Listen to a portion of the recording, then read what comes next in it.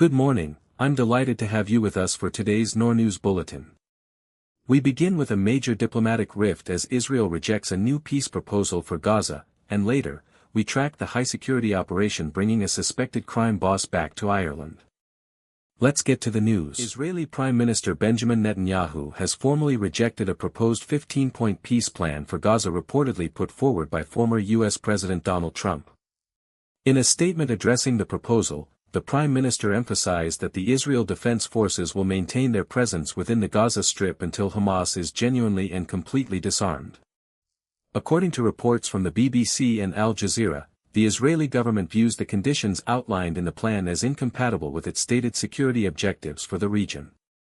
Netanyahu reiterated that the dismantling of Hamas's military infrastructure remains the primary prerequisite for any withdrawal of Israeli troops. The rejection underscores the ongoing diplomatic impasse regarding the post-war governance and security architecture of the territory. While international mediators continue to seek a framework for a sustainable ceasefire, the Israeli leadership maintains that any agreement must guarantee that Gaza no longer poses a strategic threat to its borders.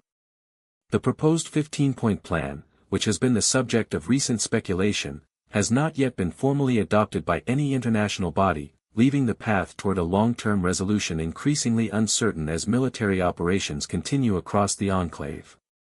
Analysts suggest this rejection signals a hardening of Israel's stance on the conditions required for a transition of power. The United Arab Emirates has successfully extradited 5 high-profile international fugitives to their respective home countries, marking a significant milestone in the nation's ongoing cooperation with global law enforcement agencies. According to Al Jazeera, these individuals include high-ranking figures involved in organized crime, most notably an Italian national identified as a major drug kingpin, alongside other suspects wanted for serious offenses ranging from money laundering to violent criminal activity. The extraditions follow a series of bilateral security agreements and intensified intelligence sharing between the UAE and international authorities, including Interpol and European judicial bodies. These operations underscore the UAE's commitment to dismantling transnational criminal networks and preventing the country from being utilized as a safe haven for those evading justice. Legal experts note that the process involved complex judicial reviews to ensure compliance with both Emirati law and international extradition treaties. While the identities of all 5 individuals have not been fully disclosed to protect ongoing investigations, the move is being viewed by regional security analysts as a strategic shift in how the Gulf state manages its international legal obligations. The UAE Ministry of Interior has confirmed that it will continue to prioritize cross-border collaboration to maintain regional stability and uphold the rule of law. Archaeologists have discovered an ancient Roman shipwreck off the coast of Sicily, a find that Italy's culture minister has described as one of the most significant underwater archaeological discoveries in recent years. According to the BBC, the vessel was located at a depth of approximately 92 meters near the town of Palermo. Initial surveys of the site reveal that the ship was carrying a substantial cargo of amphorae, which are ancient ceramic jars typically used for transporting wine, olive oil, and other goods across the Mediterranean. Experts suggest that the preservation of the cargo provides a rare and valuable window into the maritime trade routes that sustained the Roman Empire.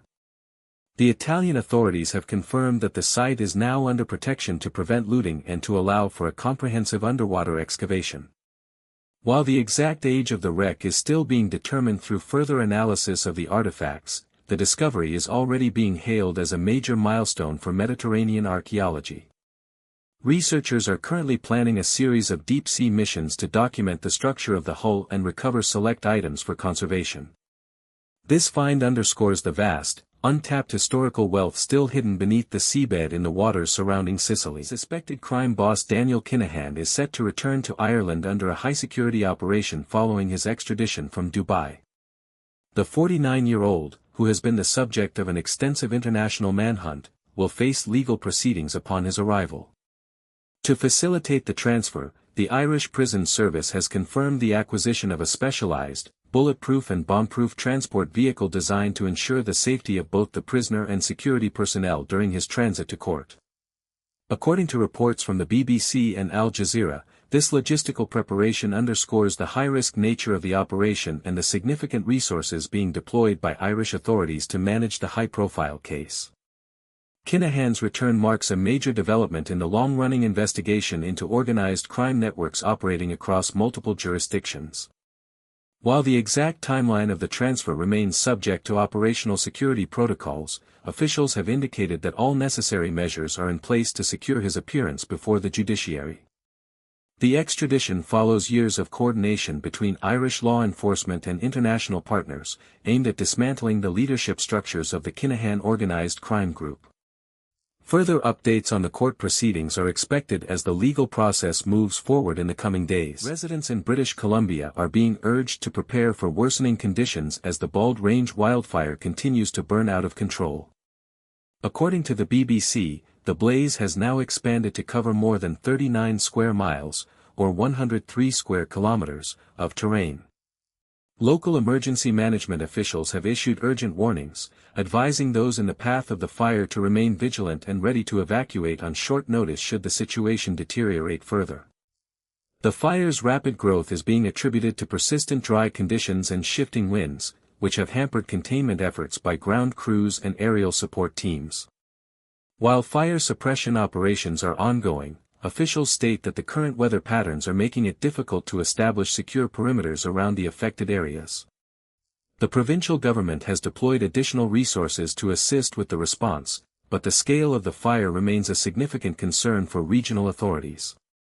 Residents are encouraged to monitor official government channels for real-time updates on evacuation orders and air quality alerts. As the fire continues to spread, the primary focus remains on protecting life and property in the surrounding communities, with no immediate timeline provided for when the situation might be brought under control. Ecuadorian prosecutors have formally charged a former government minister in connection with the 2023 assassination of presidential candidate Fernando Villavicencio. According to the BBC, the former official is among 7 individuals now facing legal proceedings for their alleged indirect roles in the high-profile killing.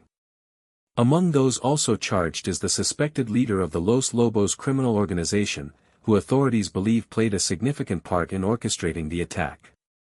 Villavicencio, a prominent journalist and anti-corruption campaigner, was gunned down while leaving a campaign rally in the capital, Quito, just weeks before the national election.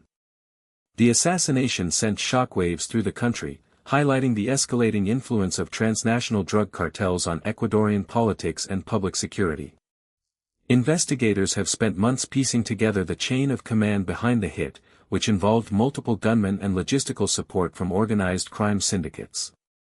While the legal process is ongoing, these new charges represent a significant development in the state's efforts to dismantle the networks responsible for the violence. The prosecution maintains that the involvement of high-level figures suggests a sophisticated conspiracy aimed at destabilizing the democratic process. Further hearings are expected to determine the extent of the evidence against each of the 7 defendants. German authorities have launched an investigation following reports of unauthorized drone sightings over a military facility in the country's east. According to the BBC, the aerial activity was detected near a base currently utilized for the storage of components belonging to the Patriot missile defense system. The incident occurred just days after a separate security alert involving a suspicious package at a logistics center in Leipzig, which police later confirmed contained an explosive device. While officials have not yet formally linked the two events, the proximity and timing has prompted heightened security protocols across German military installations. Law enforcement agencies are currently reviewing flight logs and surveillance data to determine the origin and purpose of the drones. The German Ministry of Defense has declined to comment on specific security measures, citing operational sensitivity, but confirmed that the protection of critical infrastructure remains a top priority. Security experts note that the use of unmanned aerial vehicles for reconnaissance near sensitive sites has become an increasing concern for European defense agencies over the past year. Authorities are urging the public to report any suspicious activity as the investigation into the drone incursions continues alongside the ongoing probe into the Leipzig incident. That concludes our report for today, bringing you the stories that matter most with the accuracy you deserve. Thank you for trusting us to keep you informed. NoorNews, verified before published.